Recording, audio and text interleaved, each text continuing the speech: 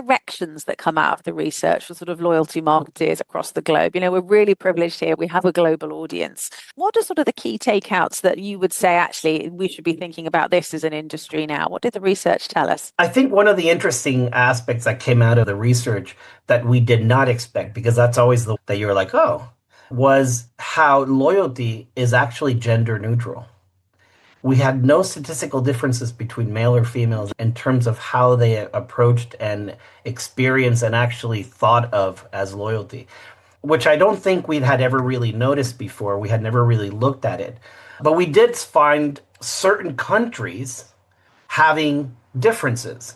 So you see countries like Germany and Brazil, those countries are they have a greater affinity to the four bonds, where maybe North America had less affinity with maybe the cultural one. So you do see geographical differences, and which is always interesting. And you do see slight generational differences.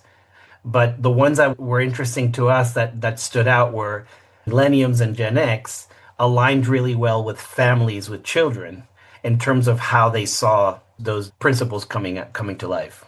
Interesting. It's nice. It's fascinating to see that there wasn't a big gender divide, because in loyalty program metrics, in terms of engagement and appeal and membership, we see huge variation, but actually long-term loyalty dimensions, we don't, which is quite an interesting thing to think about in itself.